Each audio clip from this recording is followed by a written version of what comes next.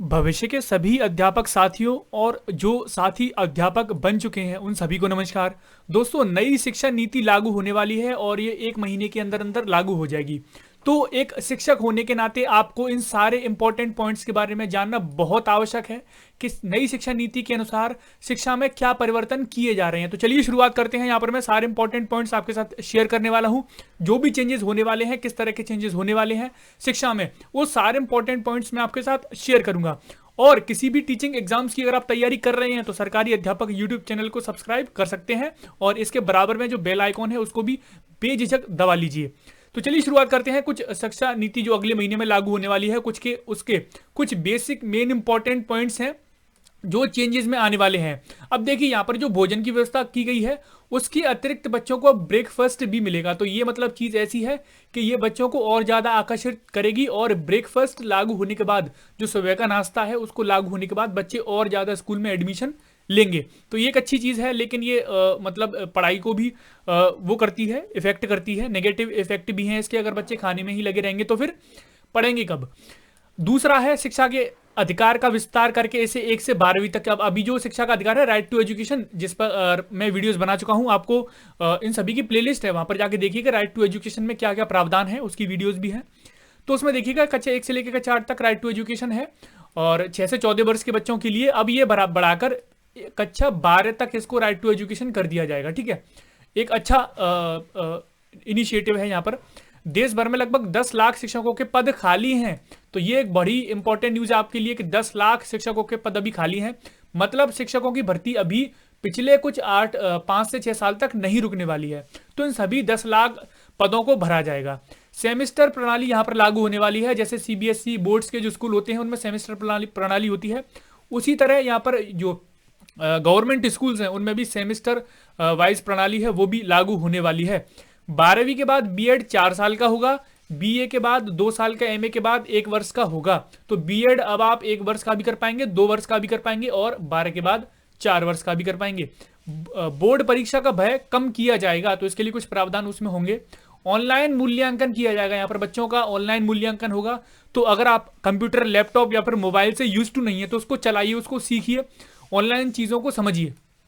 Teacher नियुक्तियों के साक्षात्कार अवश्य लिए जाएंगे। तो यहाँ पर यह बात जाहिर कर दी गई है इसमें कि जो भी शिक्षक भर्ती होगी उसमें आपका इंटरव्यू अवश्य लिया जाएगा। उसमें आपकी स्किल्स को जरूर देखा जाएगा कि आप किस तरह का पढ़ाते हैं। तो इंटरव्यू के लिए भी आप तैयारी रखिए और इसके लिए आप प्रैक्टिस भी करते रहिए। आप इसमें प्रैक्टिस करते हैं, जैसे आपने ट्रेनिंग की होगी तो वहाँ पर प्रैक्टिस की होगी, इसके अलावा और प्रैक्टिस करते रहिए। अपनी जो टीचिंग स्किल्स हैं, पढ़ाने की जो स्किल्स हैं, उनको बढ़ाते रहिए। ठीक है, प्रमोशन में भी विभागीय परीक्षा होगी। अब प्रमोशन ऐसे नहीं हो जाएगा, उसमें अब परीक्षा होने वाली है। तो परीक्षा के अनुसार ही आपका प्रमोशन होगा। गांव में जो शिक्षक तैनात होंगे उनको विशेष भत्ता यहाँ पर दिया जाएगा। काफ़ी सारे लोग हैं जो गांव में तैनात होते हैं, कुछ शहर में होते हैं। तो शहरी इलाकों वाले और गांव के इलाकों वालों को सेम समान वेतन होता है, लेकिन यहाँ पर कुछ विशेष भत्तों का प्रावधान कर दिया गया है नई शिक्षा नीति में, उन सभी शिक्षकों के लिए जो गाँव में तैनात होंगे। कुछ और इंपॉर्टेंट पॉइंट्स हैं, चलिए और आगे जान लेते हैं। शिक्षकों के तबादले बहुत जरूरी होने पर होंगे, यानी कि बहुत ज़्यादा जरूरी होगा तभी उनके तबादले होंगे, इसके पहले उनका कोई भी तबादला नहीं होगा। शिक्षकों के लिए विद्यालय के नज़दीक आवास उपलब्ध कराए जाएंगे, ये नई शिक्षा नीति में है। तो एक बहुत बड़ी अच्छी न्यूज़ है कि जो विद्यालय होगा उसके पास ही शिक्षक को एक आवास मिल जाएगा। पूरे देश में समान पाठ्यक्रम होगा। यहाँ पर ये नहीं है कि किसी राज्य में कोई दूसरा पाठ्यक्रम चल रहा है, किसी राज्य में कोई दूसरा। यहाँ पर सबका समान पाठ्यक्रम होगा। एनसीईआरटी सभी पर लागू होगा। ठीक है, अध्यापकों की प्रशिक्षण पर जोर दिया जाएगा, यानी कि आपको जो टीचिंग वाले, जो आप जैसे टीचिंग कर रहे हो तो आपको भी इसके लिए ट्रेनिंग समय समय पर दी जाती रहेगी। व्यवसायिक शिक्षा पर बल दिया जाएगा। जो गांधी जी ने बोला था व्यवसायिक शिक्षा पर बल देना है, तो वो व्यवसायिक शिक्षा पर इसमें बल दिया जाएगा और उसके पाठ्यक्रम इसमें कुछ जोड़े जाएंगे। शिक्षक छात्र अनुपात 25:1:30:1 रहेगा। जैसे पहले कितना था, 1:30 था, अब ये 25 भी हो जाएगा। तो मतलब आप सोच सकते हैं कि कुछ और शिक्षकों के पद ज़्यादा आवश्यकता होगी और कुछ भर्तियां और निकलेंगी। स्कूली स्तर पर 8वीं के बाद विदेशी भाषा के कोर्स यहाँ पर स्थापित किए जाएंगे। ठीक है, 8वीं के बाद विदेशी भाषा में भी कोई आप कोर्स कर सकते हो, फ्रेंच, जर्मन, जो भी आप करना चाहें। निजी स्कूलों पर पहले से ज़्यादा नियंत्रण रखा जाए। जो प्राइवेट स्कूल्स होते हैं उन पर ज़्यादा नियंत्रण कर रखा जाएगा, ज़्यादा कंट्रोल करेगी सरकार, ऐसा शिक्षा नीति में बोला गया है। निजी स्कूल के नाम में पब्लिक शब्द का इस्तेमाल नहीं कर सकते, यानी ये शब्द खत्म कर दिया जाएगा। जैसे आपने सुना होगा जो प्राइवेट स्कूल्स होते हैं उसमें पब्लिक लगा रहता है, जैसे saint John's private public school, John Milton public school, तो ये सारे जो पब्लिक स्कूल होते हैं इन सभी में क्या होगा, जो पब्लिक शब्द है वो हटा दिया जाएगा। अध्यापक पात्रता परीक्षा जो टीईटी परीक्षा है उसके बिना निजी स्कूलों में नियुक्ति नहीं हो सकेगी। तो एक बहुत बड़ी न्यूज़ है, आप टीईटी की परीक्षा पास करके निजी स्कूलों में भी नियुक्ति पा सकते हैं। शिक्षा मित्र पैरामिलिट्री, देखिए बहुत बड़ा इंपॉर्टेंट पॉइंट है यहाँ पर, जो गेस्ट टीचर ही की नियुक्तियां हैं वो बंद हो जाएंगी, कोई भी शिक्षा मित्र की नियुक्ति नहीं होगी। गेस्ट टीचर जो भी होते हैं, गेस्ट टीचर्स के लिए इंटरव्यू कंडक्ट होते रहते हैं, तो वो भी बंद हो जाएंगे। जैसे अभी फिलहाल केवीएस में इंटरव्यू चल रहे हैं गेस्ट टीचर्स के, तो वो सारे बंद होने वाले हैं। गैर शैक्षणिक कार्यों से शिक्षकों को मुक्ति मिल जाएगी। तो एक बहुत बड़ी इंपॉर्टेंट न्यूज़ है कि जो भी गैर शिक्षण कार्य होते हैं, जैसे बीएलओ के कार्यों में लगे रहते हैं, जनगणना के कार्यों में लगे रहते हैं, तो इन सभी कार्यों से शिक्षकों को मुक्ति मिलने वाली है। स्कूल प्रबंधन समिति, जो स्कूल प्रबंधन समिति बनाई जाती है, अब निजी स्कूलों में भी गठित की जाएगी, जो प्राइवेट स्कूल्स हैं उनमें भी ये गठित की जाएगी। और इसके बारे में मैं पहले बता चुका हूँ आरटीई में, वो भी आप पढ़ लीजिएगा। राष्ट्रीय शिक्षा आयोग की स्थापना की गई, एक राष्ट्रीय शिक्षा आयोग अलग से बनाया जाएगा। तो एक बहुत बड़ा अच्छा इनिशिएटिव है सरकार का यहाँ पर। शिक्षा को अनिवार्य और 100% साक्षरता दर हासिल करने का लक्ष्य यहाँ पर रखा जाएगा। तो देखिए लक्ष्य तो रखा जाएगा, लेकिन देखने वाली बात ये होगी कि जो लक्ष्य है वो पूरा हो पाता है या फिर नहीं हो पाता है, क्योंकि 100% साक्षरता दर इम्पॉसिबल है लगभग अभी इंडिया में, ठीक है। कुछ और ऐसे इंपॉर्टेंट पॉइंट्स यहाँ पर और मिले हैं, उनको भी डिस्कस कर लेते हैं। ये कुछ और बड़े पॉइंट्स हैं, जैसे SSRA यानी कि स्टेट स्कूल रेगुलेटरी अथॉरिटी बनेगी, जिसमें चीफ शिक्षा विभाग से जुड़े होंगे, ये एक अथॉरिटी बनाई जाएगी। इसके अलावा 4 साल का इंटीग्रेटेड बीएड होगा, 2 साल का बीएड होगा और 1 साल का बीएड कोर्स चलेगा। तो ये मैं पहले ही डिस्कस कर चुका हूँ, ये बड़े पॉइंट्स में शामिल है। इसके अलावा ECCE early childhood care and education के अंतर्गत प्री प्राइमरी जो शिक्षा है आंगनवाड़ी और स्कूलों के माध्यम से दी जाएगी। तो ये एक बड़ा इंपॉर्टेंट पॉइंट है। टीईटी लागू होगा अप टू सेकेंडरी लेवल, जो सेकेंडरी लेवल तक के स्कूल्स हैं उनमें टीईटी की परीक्षा लागू होगी।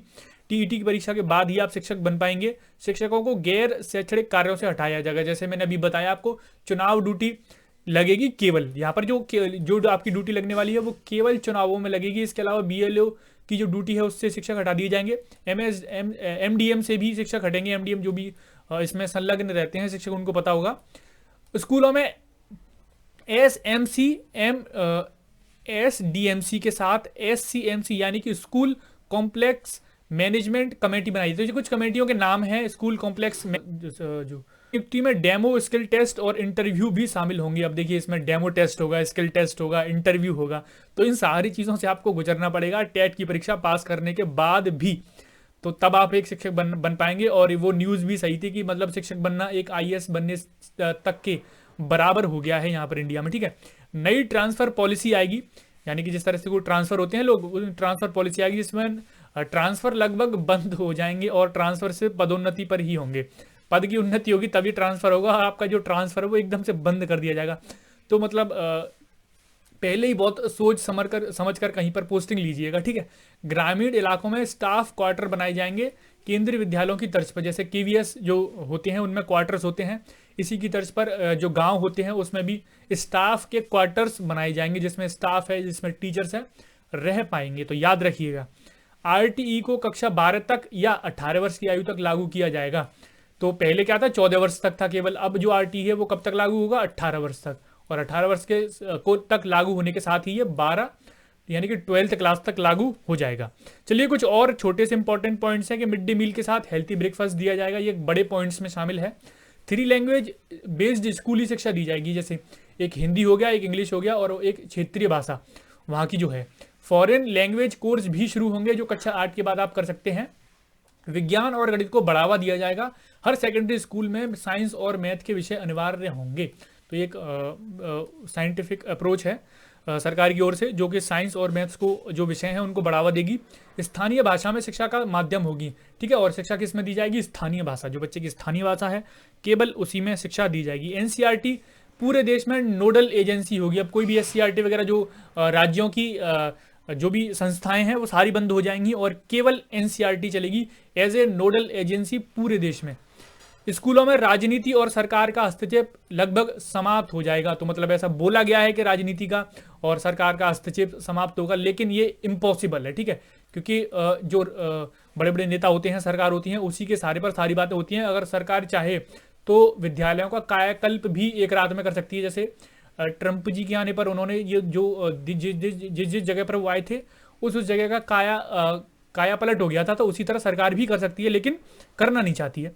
क्रेडिट बेस्ड सिस्टम होगा जिसमें कॉलेज बदलना आसान सरल होगा, बीच में कोई भी कॉलेज बदला जा सकता है। मतलब ये क्रेडिट बेस्ड सिस्टम पर ही केवल जो कॉलेज वो है आप बदल सकते हैं, ठीक है, ट्रांसफर नहीं, वो ट्रांसफर वाली चीज़ अलग है, ये कॉलेज बदल सकते हैं आप केवल।